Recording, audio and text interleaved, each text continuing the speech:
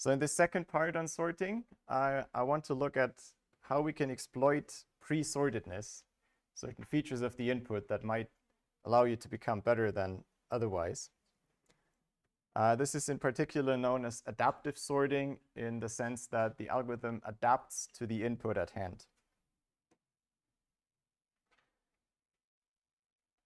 So a quick recap from the comparison-based lower bound, something I might have briefly mentioned but didn't stress at the time. The lower bound, how we showed it, remember comparison tree, you need n factorial leaves, so the height had to be at least log of that. The height of this comparison tree is the worst case number of comparisons that you need. But you can extend this lower bound to an average case statement, and it's essentially the same number. Because the best way to structure a tree like this, if every outcome is equally likely, is again to put all leaves as high as possible. And then really the difference between height and an average depth of leaves is just 1. So we also need these log of n factorial, otherwise known asymptotically as n log n.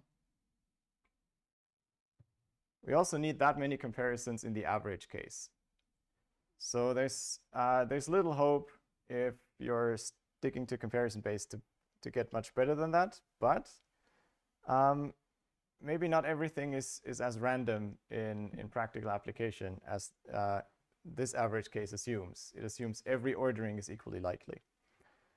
If you look from the other perspective, both merge sort and quick sort essentially have a best case of n log n as well. So their best case and their average case is very close. And for merge sort, best case and worst case is even very close. That's generally a good thing, just because it means the worst case is usually quite good then. But here for sorting, we might be tempted to have a better best case. And that's what this part is about.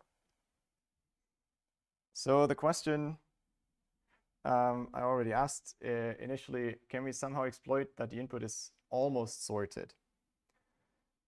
Before we dive a bit into what this could formally mean, what does almost sorted mean? There's many ways how you could define that, and we'll look at one successful way to do that. I wanted to list a few scenarios where you could potentially believe that the input data is not randomly ordered. One scenario is, suppose you have some process that generates data, and once in a while you have to sort that away and store it to disk so that you can efficiently search it. So the goal is you have data that arrives over time, but you also have to keep the history, and you want to be able to search the history efficiently. That's a very standard scenario in one way or another. Let's look at the very simple version where the data is just ordered according to one criterion. So it's sorted once you wrote it to disk, once you wrote it to the archive. But then the new data that arrives over the day is a small fraction of what you have in total. So sorting the data continuously through the day would mean you sort this large archival data each time again. So that seems a bit of a waste. So instead, you decide for one day, you just collect the data that arrives. At the end of the day, during the night, you have some cron job that appends this to the sorted data and then sorts the entire list. In this scenario, there's always a large chunk that is already sorted and some random things at the end appended. You can have this in different applications. I think it's a fairly reasonable scenario. Another one is the data that arrives over time has some correlation in time. So say it's a sensor that measures the temperature every minute. It won't jump arbitrarily up and down. It will smoothly move up and down. But if you do this over a year, it's a lot of data. And why would you want to sort it? Well, you often, instead of fully sorting it, you want some summary data, something like the median and then quartiles, statistical summaries. But it turns out that these are often quite conveniently done with sorting. So that's another scenario. You're sorting something where there is a correlation between the position and the value. And the last one is slightly different. So here I assume that there's different sources of data that I want to collate at the end, and each of the sources already sorts their piece of data just to make it more convenient, and then sends that sorted chunk to you. And now you want to merge those all together. Now, if you're a clever software engineer, you notice that this is just merging and not sorting. But sometimes people are lazy because libraries tend to have a sorting method, but not a merging method. So you might just put all the pieces that arrive back to back and sort the entire list. So again, that's something that might come up in big data frameworks fairly regularly. They would probably try to make this smarter, but one way is to just sort the entire list. And again, you have some sortedness. And it would be somewhat cool if we had an algorithm that would just pick up the sortedness in these scenarios automatically, so that what the lazy programmer did is actually a smart thing to do. Just give it to the sorting algorithm and let that one figure out that there is sortedness and how to exploit it. Make sense so far? So let's see what we could do. And let's start with something very simple. If we're just about improving the best case, we could just, before we start any sorting algorithm, ask, is the input already sorted? How would you do this? You compare the first two. If they're in the right order, you compare the next two, and so on. So you do n-1 comparison between all the adjacent pairs. And if they all come out as less or equal, you know the input is already sorted, and you don't have to sort. And if it's not sorted, you sort. Right? Very simple. So you can, that shows that you can always get the best case to the best number of comparisons, n-1. But of course, it's a little limited, right? It only works for the exact sorted case and nothing of the previous scenarios. So we definitely don't want to stop there. But now you might remember that both quicksort and mergesort and other sorting algorithms too are divide and conquer algorithms, which means they recursively call themselves, at least conceptually, on sublists. So say in the case of mergesort, you sort the entire list by first sorting the left half recursively, then sorting the right half recursively, and then you merge the two sorted runs. Now, instead of only doing this sortedness check at the topmost level, and then if it's not completely sorted, you throw up your hands and do sorting as if nothing had happened, you can check for sortedness in each recursive call. So that would mean even if further down the line on a sublist you encounter some sorted segment, your sortedness check would pick that up. And you can do this in quicksort in the same way. So this has much more potential, but it has the downside that in each recursive call you do a linear scan over the input to check if it's sorted. And that brings us to the key dilemma of this section. While this would in principle work okay, it increases the constant factor for average case, worst case, for everything. And it's quite likely it increases it by a factor 2 or something. So would you be willing to slow down any input, every input, by a factor of 2 to sometimes gain a little bit? And mostly the answer is no, because sometimes things come pre-sorted, but many times they don't, and you don't want to sacrifice performance on one part for the other. So adapting to the input is great, but it's only useful if it has very minimal overhead. Okay? So that's how far we got with very simple tricks. The rest of this unit will look at specifically mergesort, because in mergesort we can improve on this trick. Maybe you thought about this yourself sometime, or it's obvious to you maybe. But here's the trick.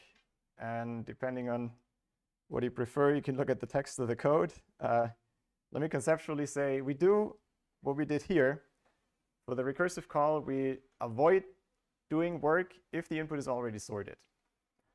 But now for mergesort, we don't check before we do the recursive calls. We check after we've come back from the two recursive calls.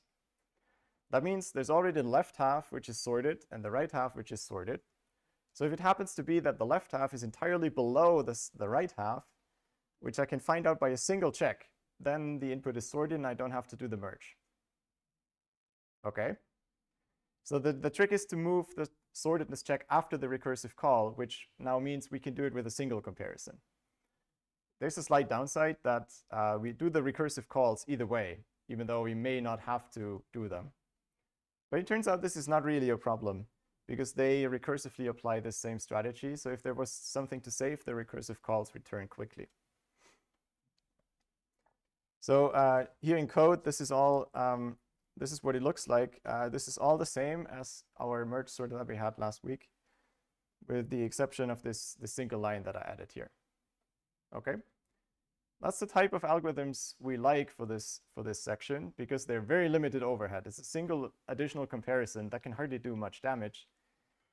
The question is how good is this though? And that's what we'll look at next.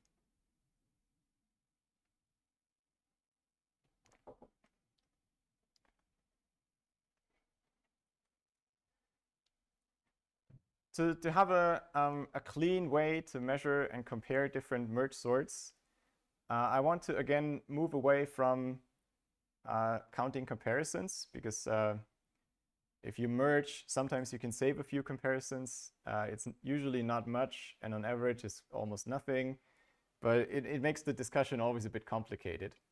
So instead, I want to look at this more abstract cost measure that's called merge cost. And you can think about it again, it's array reads and writes in a sense. But here's simplified to only the writes. So the cost of one merge is the size of the output. Now the real cost is maybe closer to twice that because you have to read the input, read both runs, and then write everything once. That's what we discussed last time.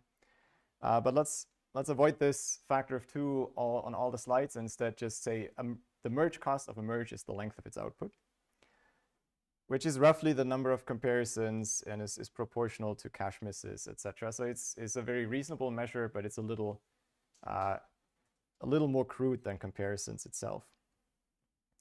Let's look at a simple example. I hope this is just big enough for you to see. So it's an input of 64 numbers. And they come in runs. So this one is already sorted.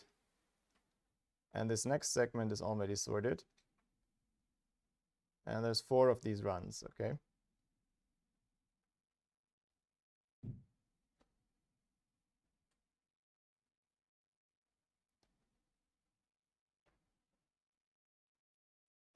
So that's the input we want to look at.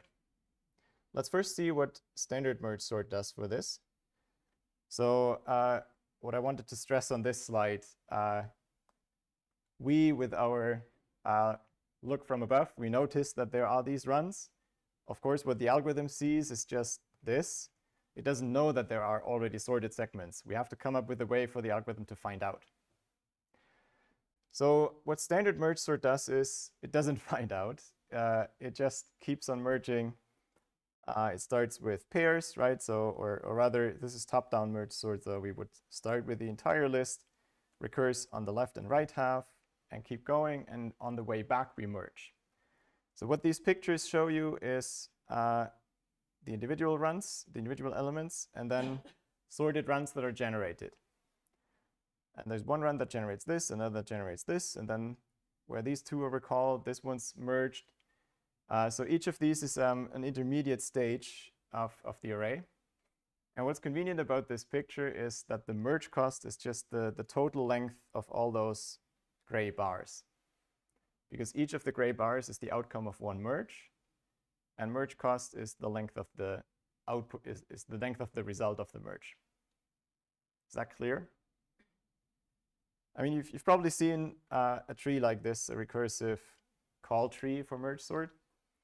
And this is just drawing the nodes not as single little nodes, but as wide as they would be if you look at this, the sub array that they work on.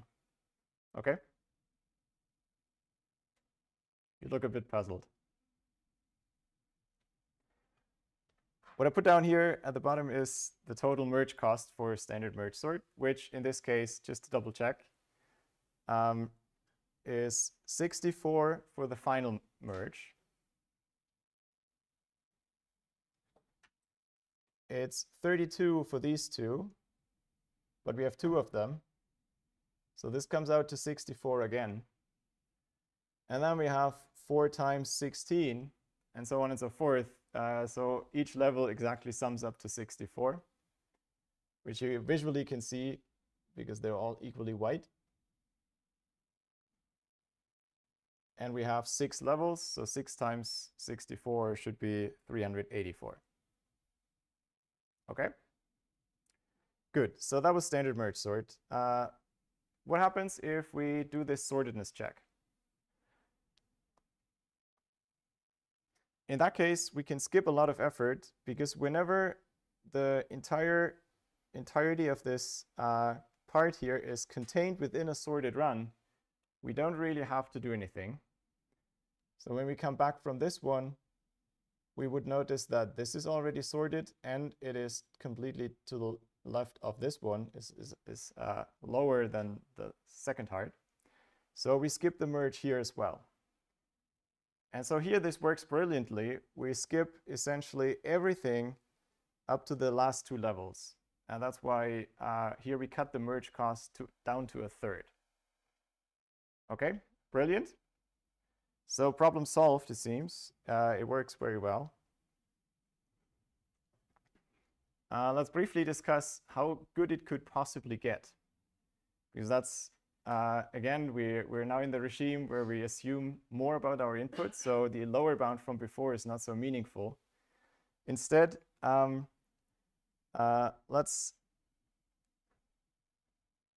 me point this out here. This had length L, 16 in this case. And what it saved is exactly this range, which is 4 times 16.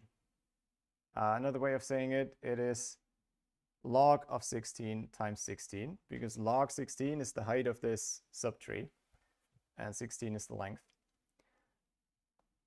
So that's what we saved in the previous example, which is the cost that we would have had to spend to create this run from scratch if it wasn't already sorted with merge sort. Okay. So again, if you wanted to create this one by sorting it instead of just being lucky, you would have to spend exactly those 16 times 4. Okay. And that's, in a sense, the best we can hope for, because what we get is a sorted segment. Merge sort would otherwise have to create that sorted segment, and the cost for doing exactly that is the best we can hope for in saving. There's another way to prove this using the comparison trees, similar to what we did for the generic bound, but that becomes a little more nasty to write down, so I left it out and leave it with this intuitive explanation. So we can generalize this thinking to other inputs where the runs are not all the same length. In general, there's R runs. So R sorted segments initially. And they have length L1 up to LR. They can be different and they somehow sum to N. Okay. The best we can hope for in terms of merge cost would be whatever merge sort needs for the entire thing minus the optimal saving. So minus the cost we would have to spend to generate these runs. But now we save it because they're already there. Okay. And if we look at this, I should have added this here to this example. If you see here, then H is exactly 128, and is exactly the cost that we spend in top-down merge sort. Now, in general, this simple method of checking if the runs are already sorted doesn't do so well. Here's a different example where the first runs, the first 2 are slightly shorter. These are length 15 and 15, and then 17, 17. So the total length is the same, but the runs are slightly less well aligned.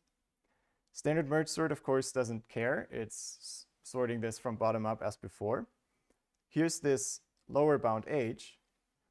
And what our method so far does is somewhere in the middle, not as great as before. And the reason is that we now have a run boundary inside each of these. So these will not be completely sorted. At the point where we come back from the recursive calls, the sortedness check fails in these cases. And you get this on all the levels, at least for some of the outermost runs. So it's not quite as great as we hoped for. So maybe we can do something better instead.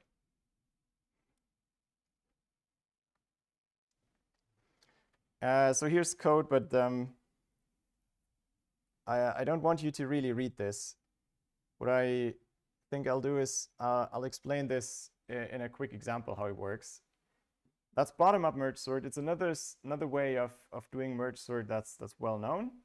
It's just a different way of writing it up, and is very slightly different. Let's do a tiny example with just 8 elements. So what bottom-up merge sort does is it maintains a queue of things it still has to merge. So it maintains a queue of runs. And so initially, it just goes through the input. That's what this code does. And it puts all the individual elements in the queue. Let's give these names so that we can identify them. So initially, the queue is just filled with all these little runs. And then in the second phase, we always go through the entire queue and merge pairs of things into a bigger run and append the result again to the queue. So the first round would produce these pairs from those. And after that, the queue is containing these merged runs. So I'll just write AB for the run that consists of A and B. And it contains CD and EF and GH. And if you look at the code more carefully, what it does is it takes the first 2 elements of the queue, merges them, and appends the result again to the end of the queue. Or, well, it uses a new queue so that you don't merge the last at first. If we do this one more round, then again, we pair those 2 up and those 2. Then the tree looks like this. Then the queue contains the result of these. And a final round would merge the entire result. And then we're done. You see this essentially does the same thing as top-down merge sort. If the input is nice, like in this case, a power of 2. If it's not, then sometimes you have some elements that are at the end lying around for longer than in top-down merge sort. So bottom-up is slightly worse usually, but only ever so slightly. It's not very significant. So that's another way to do merge sort. Instead of recursive, you do it using these queues. You do passes over the input, and you make the runs bigger each time. OK? Why do I talk about this? I talk about this because there's a way to make this one pick up existing runs. Instead of here starting with single elements, I might as well scan forward and see how long is this already sorted, and put this in the queue instead. And that's what people called natural merge sort or natural bottom-up merge sort. The second half of the code is exactly the same. That's why I grayed it out. And the first is doing what I described. So you move forward. So I is the start of the next run, and then J moves forward.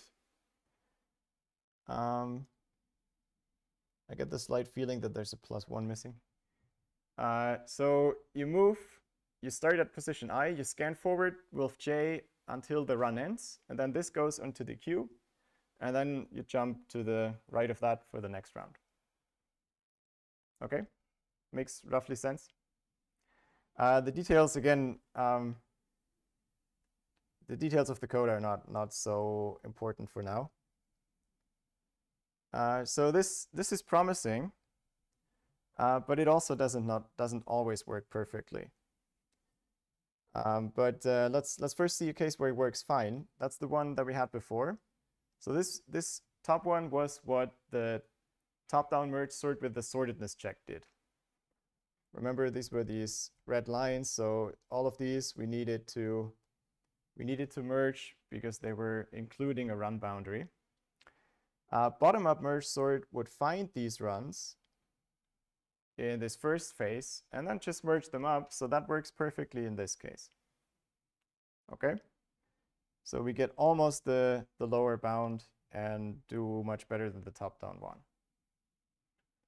As I already said, there is again a case where this doesn't work so well.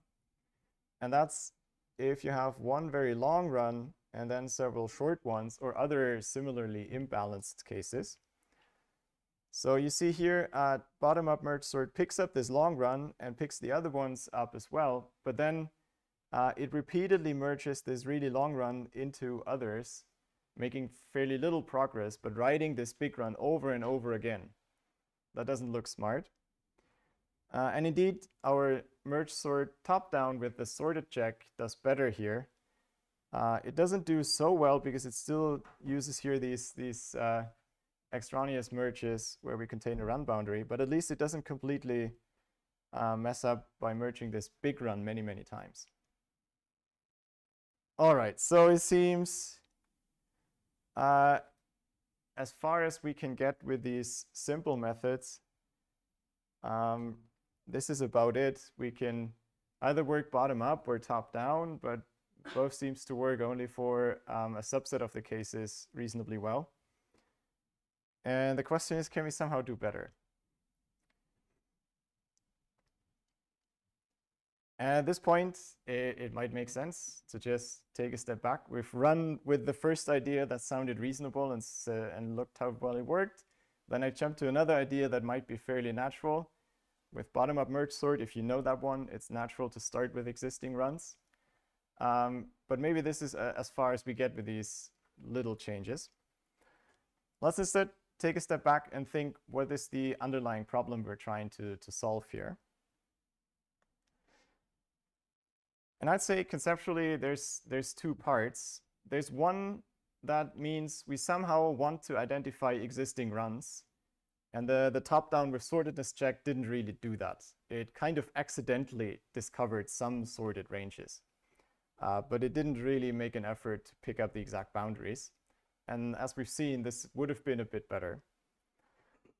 But then there's the second part. Once we found the runs, we want to merge them in a smart way, in a smart order. Whereas the bottom-up one that just went through things in phases and paired things up, it didn't seem to work that well. So this was kind of automatically achieved in top-down merge sort because we recursively split things in half. That tends to give balanced merges, but it screwed up the other part. The thing is, the first is actually conceptually easy to find the runs. We've done that in bottom-up merge sort. So we should probably think about the second part again. So here's again this picture that I've drawn before. There are the runs at the bottom. And here's a particular way how to merge them. And you can think of different orders. But remember, merge cost is just the total length of all those rectangles, which is the same as if I look at this as a binary tree and I walk from the root down to the leaves, I can ask how long is this path. And if you think about it, each of these elements participates in a number of merges that is equal to the height of the length of this path. So the total merge cost is the same as following all of these paths as often as I have elements in this leaf. So I would pay twice the cost of 1, 2, 3, because these two guys have both to take this path. And I would pay, I don't know, 6 times the cost of these of 2, because these 6 elements of the last run, they only have to walk down this path of length 2. So that's just rewriting the cost. And in mathematical terms, you could say we sum over all the leaves down there. They have a weight, which is just the length of the run. and they have a depth that's the length of the path from the root. Now, why is it helpful to write it that way? Maybe not immediately to you, but it turns out that minimizing this over all possible ways to build a binary tree on top of those leaves is a well-known problem, and it's called the optimal binary search tree problem. I'm not really going into this, but this is historically what motivated what comes next. So I want to point this out because this happens more often and in many contexts. If you're stuck on a problem because you started working from existing algorithms with tweaking them a little bit, sometimes you only get so far. If you take a step back and formulate the problem a little more abstractly, sometimes you discover a connection to some other problem, and you can just look up what people have already found in terms of smart solutions for that problem. So it's not always a question about inventing algorithms from scratch. It's finding these connections. And that's also why many parts in this module are throwing at you certain existing solutions for certain problems that you may or may not use in exactly that form, but it helps you connect the dots if you encounter a new problem.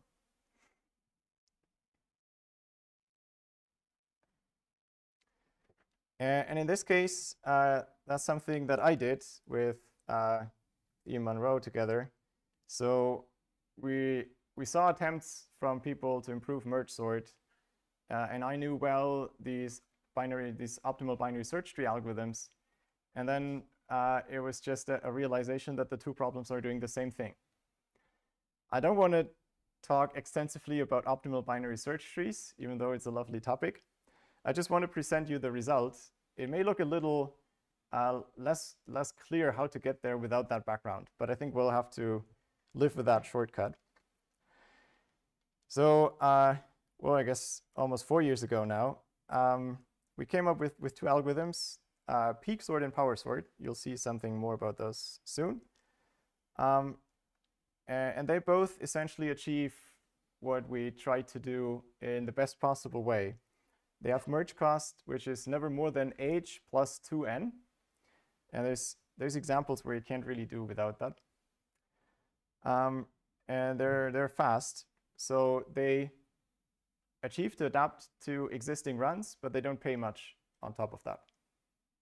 And I want to briefly show you these because they're cool examples of slightly more sophisticated algorithms. For some parts of this, I will tell you then that they're not part of the exam because they go a little too deep. But it just fitted very nicely into the sorting unit as opposed to talking about this at the end of the lecture, which I would otherwise have done. But I thought it's better to move it here and then just point out, don't worry about this part too much. Just look at it and enjoy it, but you don't need to know it in detail. And I want to look at peak sort first because it's the much simpler method. And then the other one will come in the second part after the break. So peak sort is essentially like a top-down merge sort, it's just with a twist. So the problem in top-down merge sort was we always cut things in half, not looking at the input at all, what happens in terms of sorted segments there. So the idea in peak sort instead is to look into the middle, but then find the run there. So not just blindly chop there in half, but look a little left and right of the middle and detect where the run ends. And then cut there and recurse. So let's have a look at the concrete example. So here's a list of runs. Now I abstracted from the array elements. You should imagine that if you zoom in here further, there would be some numbers, and they would be sorted within each block, but then they drop down between the blocks. Okay? So we've already found the runs, but this is conceptually. The algorithm doesn't know. The algorithm just sees the list. So this segmentation into runs is only to help us see what happens. So the first step is to jump into the middle of the array, and from the middle to the left and to the right, find a run that contains this middle point. So the algorithm would find this run now, but wouldn't see all the others it would only look at this middle run, the run that straddles the middle point. And then it would decide that the left end of this run is closer to the middle than the right end, very clearly in this case. And so you always want to cut at the boundary that is closer to the midpoint. That's the crucial step. All right. And once you've found this topmost split, well, you cut there, and that will be, so this part merged with this part, that will be the last merge you're going to do, and now you recurse on left and right side, as standard Mergesort would have done, just with a different cut point. Okay, and then recursively you do the same. You find this middle run. You find the left is the boundary closer to the midpoint, so you cut there. That gives you another one. And here, again, you find this run and find the closest cut point. And if you keep doing, you would end up with a merge tree like this. So this is similar to the trees we've had before. So you would merge these two first and these two first, then the result with their neighbors, and then finally the result of all these. Okay? I think up to this point, I would expect you to follow that rough idea. That part is in addition, and I wouldn't expect you to know that part. So shall I mark this again? If you do exactly as I described, you might end up detecting the same run several times because you recurse, and the midpoint might lie in this run more than once in extreme cases. And this is something we would like to avoid, because if you have a very long run and you repeatedly scan that one, that's wasted effort. And it turns out you can avoid this by remembering runs. And you only need to remember the two outermost. So for each recursive call, you have a run at the beginning and a run at the end that you remember. And that is enough to avoid ever scanning any run twice. And I spelled this out in code, but this is just for you if you want to see the details. I don't think I want to discuss it in more detail than what I said. So there's an initial call, and then the algorithm follows the abstract steps I laid out, but it has to take into account that there's a sorted run on the left and maybe on the right as well. And it wants to take into account that these already are known and you don't want to scan them again. But the key idea is as I described.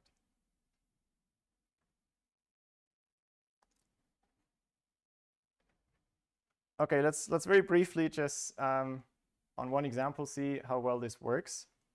So this was the same example we had before with one fairly long run and then a bunch of smaller ones. And here again, the results you've seen a few slides back. There's this lower bound that comes from you never save more than what you would have paid to produce the runs. This was the bottom-up one, which didn't do well because it merged this first big run several times. And the top-down one was a bit better, but also not as great if you compare with this lower bound. Whereas peak sort is very close to the lower bound in this case. And you see it merges the big run only once at the very end. And it's trying to be somewhat smart with these runs here because the last one is smaller than the others, even though just a little bit. So this ends up being merged a bit more often, and some of the others a bit less often. And that's exactly the kind of trade-offs that you need here. So we can indeed have the best of both worlds. Peak sort gives you that the best combination of these bottom-up, top-down ideas by, I would say, doing a top-down with some insight or some look at the data before you decide where to cut.